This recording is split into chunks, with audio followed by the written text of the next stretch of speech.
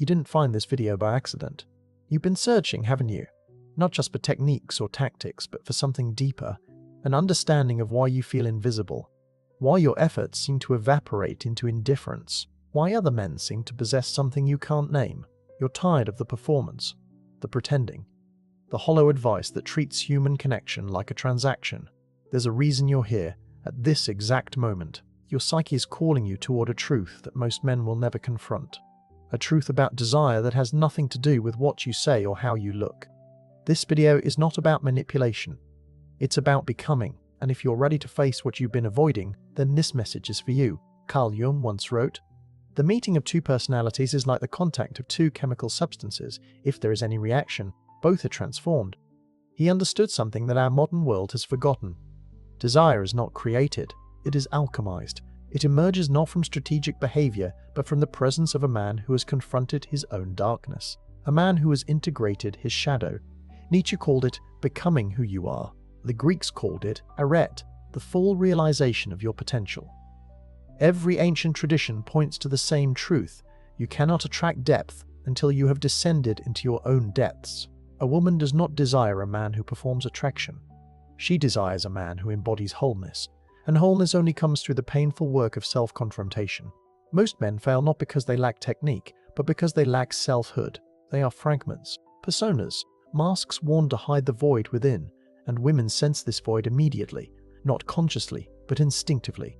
The same way prey animals sense a predator's hesitation. What follows are the stages of transformation, the journey from fragmentation to integration, from invisibility to magnetic presence. The first truth you must confront is this. Your neediness is not a character flaw. It is a wound. Most men approach women from a state of lack. They seek validation, completion, proof of their worth. And women recoil from this energy, not because they are cruel, but because neediness is the shadow of self-abandonment. You learned early that your value was conditional, that love was something you had to earn through achievement or compliance or invisibility. You learned to abandon yourself. And now you seek a woman to fill the void where yourself should be. Jung called this projection. You project onto her the anima, the idealized feminine that you have exiled from your own psyche. You make her responsible for your wholeness. But here is the paradox. The moment you need her to desire you, you become undesirable. Desire flows toward completeness, not toward emptiness seeking to be filled. This is why the men who seem effortlessly attractive are not performing confidence. They have done the work of reclaiming their worth from external validation. They have metabolized the wound. They have looked into the abyss of their perceived inadequacy and said, even if no woman ever desires me, I will become who I am meant to be. This is not arrogance. It is individuation. And it creates a gravitational pull that no tactic can replicate. The shadow here is your belief that you are fundamentally unworthy, that there is something wrong with you at your core. You must confront this belief. Sit with it. Feel its full weight, and then ask yourself, what if this belief is a lie installed by a world that profits from your insecurity? The second stage is the most painful. It is the death of the persona you constructed to be loved. You learn to be nice, agreeable, accommodating. You learn to suppress your anger, your desire, your raw masculine energy. You believed that if you were good enough, patient enough, understanding enough, she would finally see your worth. But she didn't. And the rage you feel, the rage you're ashamed of, is actually pointing you toward your imprisoned authentic self. Jung said, everything that irritates us about others can lead us to an understanding of ourselves. Your resentment toward women who friend-zone you is actually resentment toward yourself for abandoning your truth. The nice guy is not nice. He is a contract written in invisible ink. I will suppress my needs and desires, and in return, you will owe me attraction. But attraction is not a debt to be collected. It is a response to authenticity. The shadow you must integrate here is your disowned aggression, your boundaries, your capacity to say no, your willingness to be misunderstood or rejected. Nietzsche wrote, "You have your way. I have my way. As for the right way, the correct way, and the only way, it does not exist." A man who knows his way is attractive because he provides direction in a world of chaos. A man who abandons his way to walk beside a woman, hoping she will reward his self-sacrifice, becomes a burden she must carry. Women are not attracted to men, they must mother. They are attracted to men who are on a mission that matters more than her approval. This does not mean cruelty, it means clarity. It means occupying your masculine center so fully that her presence enhances your life rather than defines it. The transformation happens when you stop performing niceness and start embodying integrity. When your yes means yes and your no means no, when you can hold space for conflict without collapsing into appeasement or explosion. This is the integrated masculine. And it is magnetic. The third truth is subtle but devastating in its implications. Most men are not present. They are lost in their heads, rehearsing, strategizing, monitoring their performance for signs of approval or rejection. A woman experiences this as a kind of abandonment. You are physically present, but psychologically absent. She cannot feel you, and desire is not intellectual. It is felt. Jung spoke of participation mystique, a state of merged consciousness where boundaries dissolve and two beings experience resonance. This is only possible when you are fully inhabiting your body, when you have descended from the tyranny of your thinking mind into the wisdom of your embodied presence. Most men are trapped in what Jung called the provisional life. They are waiting for circumstances to change before they fully show up. When I have more money, then I'll be confident. When I lose weight, then I'll be attractive. When I understand women, then I'll take risks. But life is now, and she is responding to who you are in this moment, not who you promised to become. The shadow here is your dissociation, your habit of abandoning the present moment because it feels unsafe or inadequate. You must practice returning to your body, to your breath, to the raw sensory experience of being alive. When you speak to a woman, are you truly listening? Or are you waiting for your turn to perform? When you look at her, are you seeing her? Or are you seeing your projection of what she might think of you? Presence is the foundation of charisma. And charisma is simply the felt experience of someone who is fully here. This requires practice, meditation, somatic work, the gradual dissolution of the protective armor you built to survive. But the reward is profound. You become the space in which others can relax, can feel safe, can open. And in that opening, desire becomes possible. A woman cannot surrender to a man who is not present enough to catch her. The fourth stage is the reconciliation of opposing forces within you. Jung called this the union of masculine and feminine energies.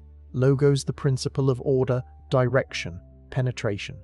Eros the principle of connection, flow, receptivity. Most men have overdeveloped one at the expense of the other. You are either all logos rigid, controlling, unable to play, or all eros passive, shapeless, unable to lead. A woman desires a man who can hold both, who can provide structure and direction while remaining emotionally available and present. This is the integrated animus, the inner keyed animus, the inner king who rules with wisdom rather than tyranny. The shadow here is your fear of your own desire. Your sexuality has been pathologized. You have learned to apologize for your masculine hunger. But desire is not predatory when it flows from wholeness. It is a gift, an offering of your vitality. A woman does not want a man who is afraid of his own fire. She wants a man who has integrated his fire so fully that he can share its warmth without burning her. This means owning your sexuality without shame or aggression. It means being able to express interest without collapsing when she declines.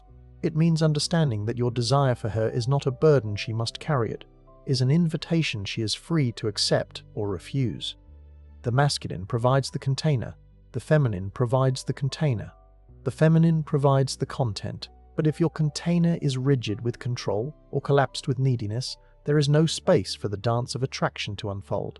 You must become spacious, strong enough to hold tension without resolution, patient enough to let desire build rather than rushing toward outcome.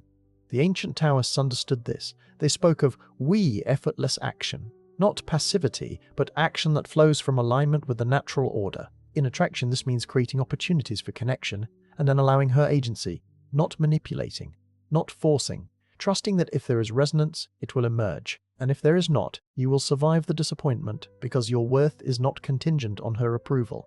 This is the dance of integrated polarity, and it is the essence of magnetic attraction. The final stage is the most important. You must have something more important than her.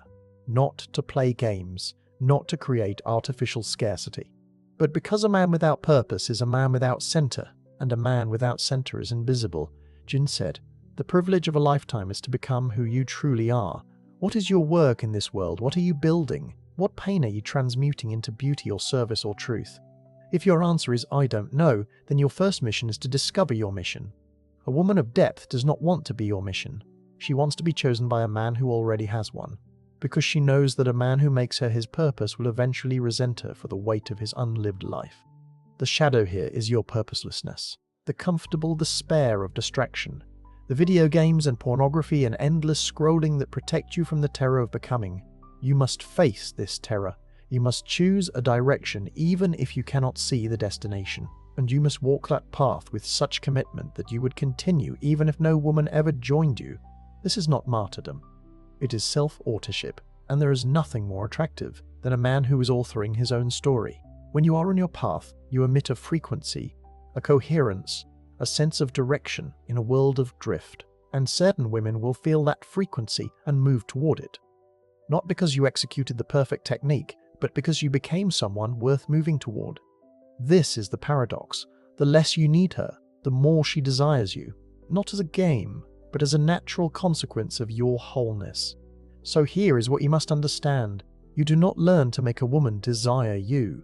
You become the kind of man who is desired, and that becoming is not a performance. It is an excavation. You must descend into your shadow, confront your wounds, integrate your disowned parts, reclaim your presence, define your mission. This is the hero's journey Jung mapped for us. The call to adventure is not out there.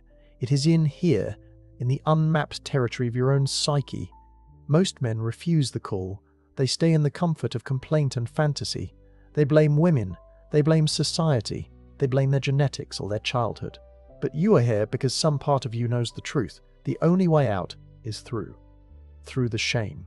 Through the rage. Through the grief of all the years you abandoned yourself. And on the other side of that descent is not guaranteed romantic success. Life offers no such guarantees. But you will have something far more valuable, yourself. You will have become whole, integrated, present, and from that place, attraction is not something you create, it is something you allow. This work is not easy. It requires honesty that our culture no longer values. It requires solitude when everyone else is seeking distraction. But it is the only work that matters. If you are ready to continue this journey into the depths of your own psyche, to confront the shadows that have kept you invisible, subscribe to this channel, not for entertainment, but for transformation. The path of individuation is walked alone, but it does not have to be walked in isolation. There are others seeking the same truth, the same integration. Join us. The descent has just begun.